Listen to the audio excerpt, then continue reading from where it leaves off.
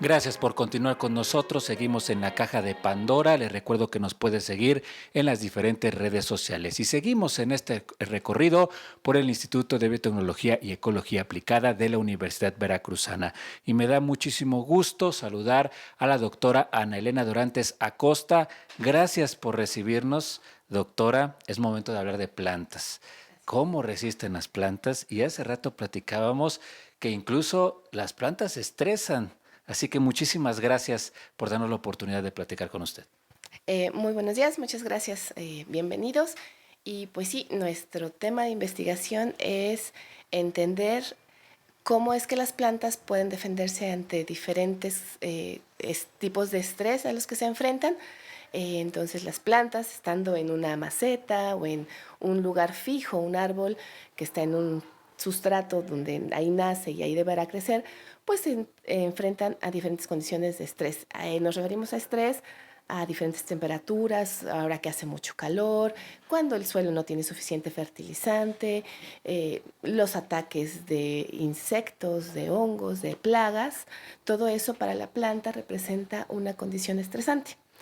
Pero lo importante es que la planta, estando en un lugar fijo, que se llama organismo sésil, porque no se puede mover, puede generar estrategias para defenderse. Y eso es lo que nosotros estudiamos. Y también es importante que, bueno, todo el conocimiento que ustedes llevan, todo lo que están haciendo, pues en ese sentido es el conocimiento más de la planta. La planta no se puede mover, y entonces tiene que hacer, pues, utilizar todo lo que tenga para resistir. Exactamente, entonces nosotros estudiamos exactamente cuáles son todas esas herramientas de las que puede echar mano una planta y herramientas moleculares. Nosotros estudiamos del genoma de la planta que tiene en cada una de sus células, produce moléculas que se llaman mensajeros y esos mensajeros producen proteínas. Entonces, en ese camino del flujo de información, no todas las células de la planta van a tener exactamente el mismo flujo de información. La raíz tendrá un grupo de moléculas, las flores otro, las hojas otro, y nosotros estamos viendo cuáles son aquellas moléculas que hacen que una planta pueda resistir dos condiciones principales, digamos, en el laboratorio, que es suelos salinos, que actualmente es un grave problema a nivel mundial, porque con los diferentes sistemas de riego y la sequía y el uso de fertilizantes aumenta el nivel de sal en el suelo y además el calor. Como ustedes habrán dado cuenta, las fluctuaciones de temperatura ambientales han sido más acentuadas. Entonces seguimos sembrando el mismo tipo de plantas, comemos el mismo tipo de plantas y por lo tanto dependemos del mismo tipo de alimentos. Y tenemos que ver cómo hacemos, cómo entendemos a la planta y cómo podemos ayudar a las plantas a que respondan de cierta manera. Para eso nosotros utilizamos esta pequeña plantita que se llama Marcantia, que es una planta muy viejita en la tierra. Cuando la tierra tenía ambientes acuáticos y las plantas pudieron emigrar a los ambientes terrestres, esta es una de las descendientes de aquellas plantas. Entonces imagínense el cambio que sintió, se estresó mucho, pero fue capaz de sobrevivir desde hace más o menos 470 millones de años a la fecha. Entonces, las plantas nos enseñan mucho de cómo se resiste al estrés. Esta plantita que nos está llamando, nos está mostrando cuántos años tiene, porque es la abuelita prácticamente. Pues en la escala de la evolución de las plantas, pues sí se puede considerar como más bien como la tatarabuelita de muchas de nuestras plantas, porque de las primeras plantas que poblaron los ambientes fueron las plantas que poblaron ambientes acuáticos. Y después hubo condiciones para que se empezaran a poblar ambientes terrestres. Entonces esta es descendiente directa de aquellas primeras plantas, así que ha estado presente en la Tierra pues más o menos 470 millones de años que hizo ese cambio y ha permanecido poblando diferentes ambientes. El acoplarse a un nuevo estilo, pues no sé si está bien dicho, de vida, pues en la cuestión de los entornos, ustedes como científicos, ¿cuál sería el panorama? Hay un panorama a lo mejor nada alentador. Estamos a unos días donde estuvimos a sensación térmica de 50 grados. ¿Qué va a suceder? ¿Qué se tiene que hacer? Pues mire, hay que estudiar Primero, bueno, sí hay que cuidar el ambiente y hay que hacer lo que corresponda en términos de ser más amigable con el ambiente, pero también tenemos nosotros que generar estrategias. Si entendemos cómo responden las plantas a nivel molecular, qué proteínas se producen o qué proteínas se dejan de producir, o el estrés, qué tipo de señales lanza en la planta, y nosotros las podemos entender desde estas plantas que son muy antiguas. El conocimiento que obtengamos en estas puede ser extrapolado a plantas como el trigo, como el maíz, plantas de interés humano en términos de alimentación, porque las plantas se parecen mucho en su contenido de su material genético. Entonces, lo que tiene una planta lo tiene muy probablemente plantas que nosotros nos comemos: el frijol, el maíz, los pepinos, las calabazas. Entonces, si nosotros somos capaces de entender la maquinaria que tienen y eventualmente manipularla para poder mejorarla o entenderla mejor, nos va a abrir un panorama a que las plantas puedan ser más resistentes a diferentes condiciones que estamos generando en el planeta. ¿Cómo logran ustedes como científicos llevar este conocimiento a la comunidad? Porque el trabajo de campo es muy importante. Al final de cuentas, allá está la gente que toma decisiones, la gente que, bueno, nos está produciendo también los alimentos. ¿Cómo logran ese vínculo con la comunidad? Pues hay varios niveles. Uno, aquí en el instituto formamos recursos humanos. Están los programas de maestría y doctorado. Entonces, ese es un primer acercamiento. Educar a la gente es muy importante. Entonces, es una forma de darles el conocimiento y las herramientas para que ellos en su casa, en su comunidad, también difundan el conocimiento que se hace. Otra aproximación que tenemos son talleres a niños. Eventualmente participamos en la FILU o en la Feria del Libro para niños, enseñándoles qué es el DNA, qué hace, cómo lo vemos, cómo lo obtenemos. Entonces, educar a los diferentes niveles es muy importante. Y bueno, en diferentes momentos o sectores del instituto se tienen colaboraciones con productores. Entonces, ellos platican sus necesidades y el instituto podrá generar algunas estrategias para darles conocimiento, darles herramientas, hacer talleres, hacer algún tipo de simposio para que ellos entiendan lo que hacemos y nosotros entender sus necesidades. Pues yo le agradezco, la verdad, la oportunidad de platicar con usted, de adentrarnos al mundo de los científicos y de verdad felicitarla por todo el trabajo que están realizando. Muchísimas gracias y seguimos en la Caja de Pandora.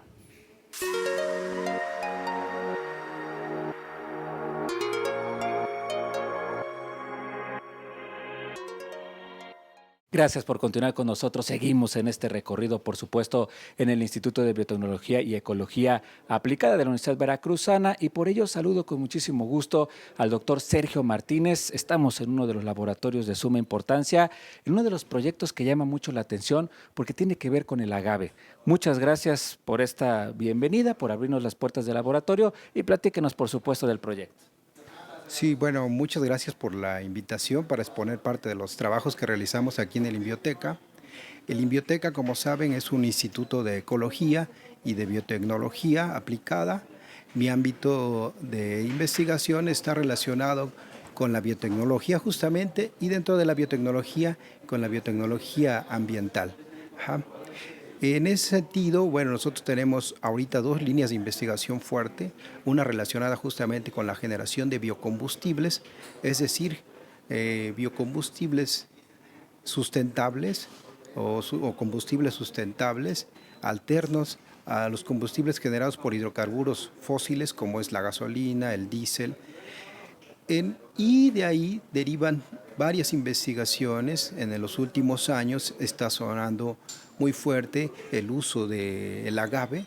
El agave es una planta que por sus características tiene un alto potencial para generar azúcares. Estos azúcares pueden ser bioprocesados para llegar hasta la generación de varios biocombustibles, tanto líquidos como gaseosos. Uno de ellos es el biotanol. El biotanol, que es uno de los trabajos fuertes que desarrollamos aquí en este laboratorio y en otros que tenemos alternos aquí a este, desarrollamos lo que hacemos parte del bioproceso, y es de ahí la biotecnología medioambiental, es tratar de, por métodos físico-químicos y biológicos, degradar todos esos componentes que tienen o liberar todos, degradar componentes lignocelulósicos, que es parte de la composición de la planta de agave, hasta la generación de azúcares. ¿Por qué el agave, doctor?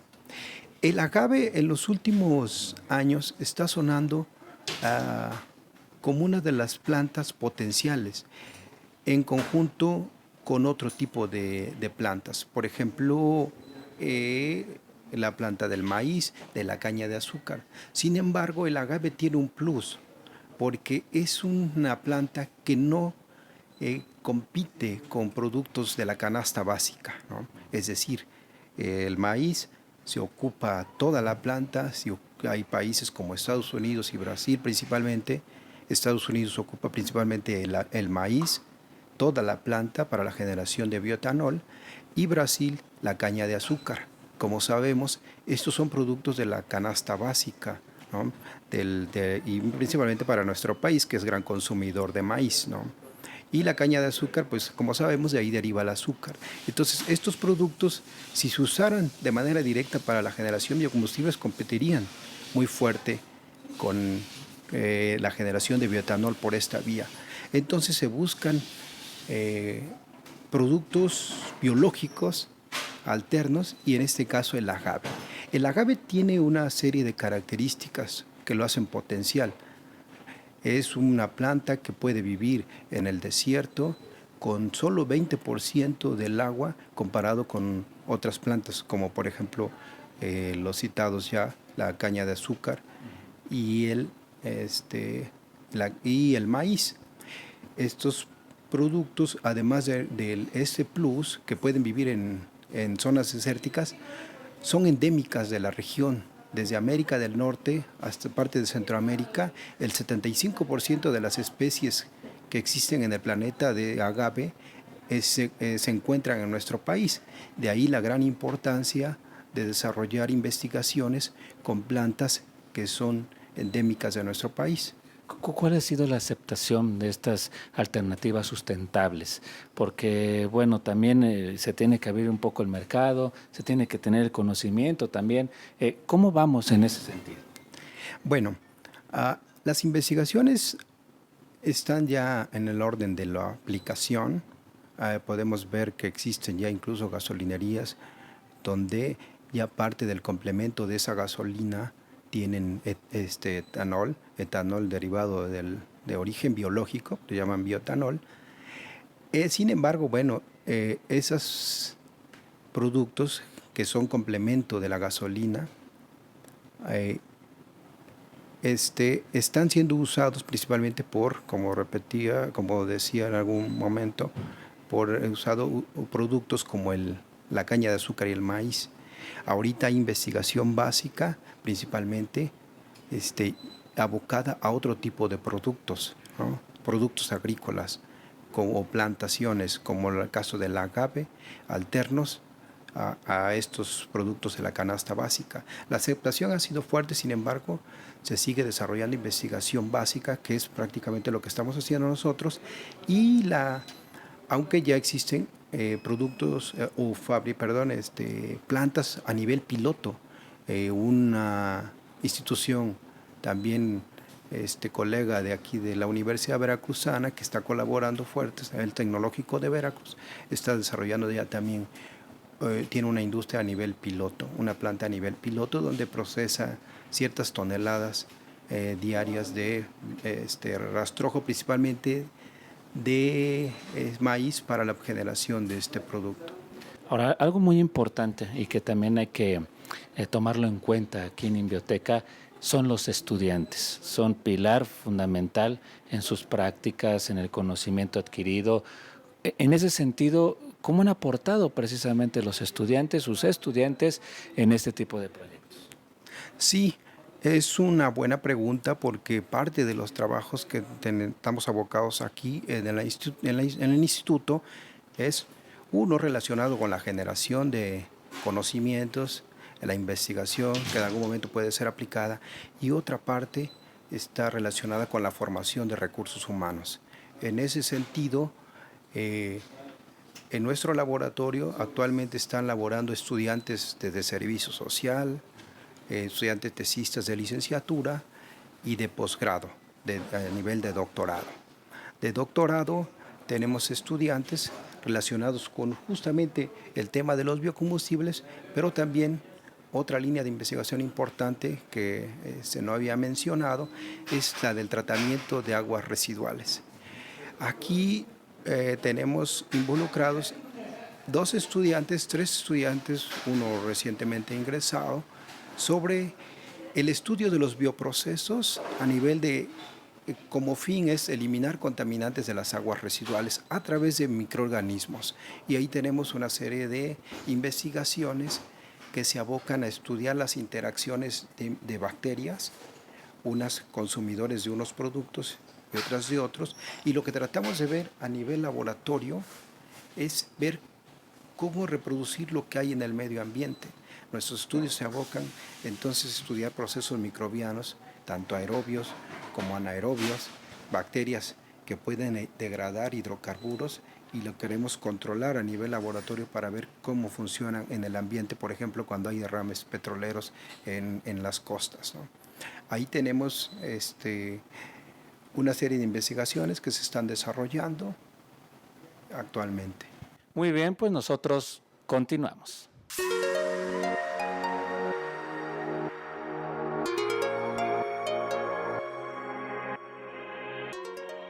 Y seguimos en este recorrido en uno de los institutos más importantes de la Universidad Veracruzana.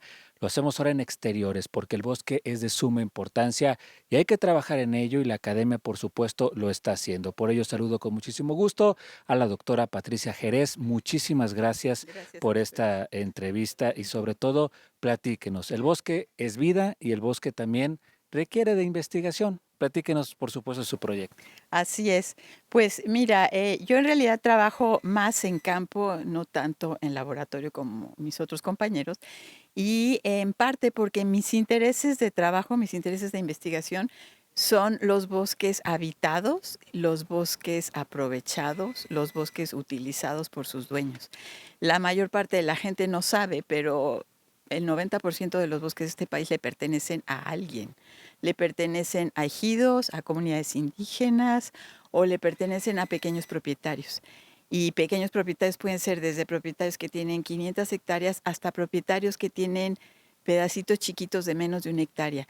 Veracruz es un estado en donde la mayor parte de sus bosques están en manos de pequeños propietarios y de ejidos. Entonces son bosques habitados, como decía antes, son bosques utilizados cotidianamente. Entonces, mis intereses de investigación son acercarme a estos dueños de bosques y conocer cómo están aprovechando sus bosques, qué productos extraen, si lo hacen cotidianamente o lo hacen periódicamente, si lo hacen de una manera intensiva o no, si están recuperando ese recurso que extraen o no se está recuperando. Entonces, antes de estar, digamos, haciendo propuestas de mejoras, hay que entender cómo los habitantes locales que habitan esos bosques manejan sus bosques, sus recursos, y eso es lo que yo hago. Y además algo muy importante, doctora, es el caminar a diario con la propia comunidad. La comunidad es importantísima, hay problemas allá, pero también necesita, por supuesto, de la academia. Y en ese sentido, ¿cuáles son los problemas que está enfrentando precisamente el bosque con la experiencia que usted tiene? Mira, lo que hemos encontrado es que hay muchos supuestos. Hay supuestos de que cualquier intervención en los bosques los va a destruir y los va a degradar, o va a ocasionar deforestación. A partir de los estudios que he estado haciendo, lo que hemos encontrado es que en muchos lugares el bosque está regresando. Son zonas que estuvieron ocupadas por ganadería, por agricultura, que se abandonaron y que ahora vienen ya los bosques de regreso a través de procesos de abandono y de recuperación natural, sucesión secundaria se llama en ecología. Y lo que estamos tratando de ver es de qué manera se pueden mantener estos usos sin afectar esa capacidad de regeneración de los bosques y de los recursos que están utilizando. Entonces, ¿en qué situación están? Bueno, te puedo decir que hay bosques que están en muy buenas condiciones, hay bosques que se están recuperando bien, hay otros que no tanto, que a lo mejor las especies que cosechaban son especies que eran raras o endémicas y que ya no se están recuperando. Y hay otros bosques que podríamos decir que podrían estar en condiciones de degradación, eh, pero no podemos hacer el supuesto de que todos están en la misma condición. Hemos encontrado que hay lugares en donde se manejan bien los bosques y hay lugares en donde no, pero que tal vez con un poco de apoyo se pueda recuperar la capacidad de ese bosque para mantenerse. Tocaba un tema muy importante en la cuestión de la comunidad y se habla de un término, la sustentabilidad. Así. ¿Cómo se está manejando en la comunidad precisamente para que se tenga un aprovechamiento, pero que no se destruya precisamente el área natural? Ujú. Qué bueno que empleas ese término. Sustentabilidad es un término, digamos, integrador que implica, cuando uno habla de sustentabilidad, tiene que pensar también en quienes usan el recurso. La sustentabilidad no es nada más del bosque, sino también de quienes lo usan. Entonces, si hablamos de un manejo sustentable de los bosques, tenemos que incorporar a quienes lo usan. ¿En qué condiciones están esas personas? ¿Para qué usan esos recursos? ¿Son para autoconsumo o son para vender? ¿Quiénes más están involucrados en ese aprovechamiento del recurso? Entonces, sí, desde el área que yo trabajo, yo colaboro con otros colegas biólogos, con colegas antropólogos, economistas, precisamente para analizar esas condiciones de sustentabilidad. Entonces, entramos como un equipo interdisciplinario a comprender qué está pasando en este bosque. No nada más la parte biológica, sino también la parte social, la parte de mercados, porque los mercados influyen, y de esa manera tener como la vista completa y poder determinar qué es lo que está pasando. En ese tema importante, doctora, alguna vez me encontraba yo en un área natural protegida y la misma comunidad, los mismos niños no sabían que ahí habitaba alguna especie endémica, por decir algo, o el nombre de un árbol legendario que ahí se encontraba. Es decir, hace falta más educación ambiental en las comunidades para entender que se debe respetar o que se deben de hacer otro tipo de manejo al mismo bosque.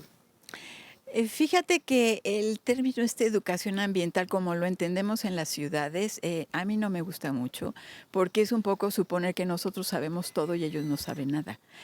Y lo que yo he encontrado en las comunidades forestales es que los habitantes conocen su bosque muy bien, mejor que nosotros, que somos externos. Conocen a sus especies también. Lo que pasa es que ellos tienen un tipo de conocimiento diferente al nuestro. Entonces, antes de entrar queriendo educar a los otros, creo que hay que nosotros también reeducarnos y entender cómo ellos ven su bosque para encontrar puntos y puentes de comunicación que nos permita realmente entender qué está pasando. Entonces, mi aproximación a esto es aceptar que los habitantes tienen un conocimiento porque ellos lo habitan. Así como nosotros conocemos las calles, las ciudades, donde está tal tienda o tal o cual parada de autobús, ellos conocen el bosque perfectamente porque lo caminan, van y recogen leña, van y recogen plantas medicinales, van y recogen productos que llevan a vender. Entonces, ese es un conocimiento también que hay que entenderlo nosotros para ver de qué manera trabajamos juntos.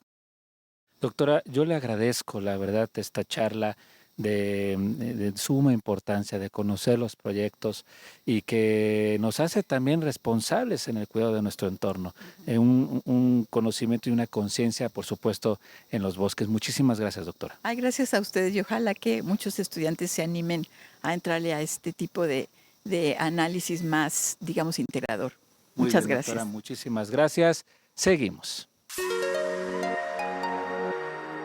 Muy bien, doctor. Pues la verdad, muy agradecidos por esta experiencia de conocimiento, de entender qué se hace en este Instituto de suma importancia para la Universidad Veracruzana, la calidad con la que están trabajando los académicos, los estudiantes y sobre todo el compromiso que se tiene con la sociedad a favor de resolver problemáticas que, bueno, son parte de la vida cotidiana, pero por ello existen este tipo de institutos, director.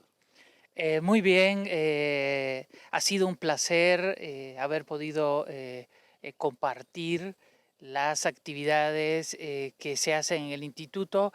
Esta fue una muestra de la inserción de una parte importante de nuestra sociedad en los programas que tenemos.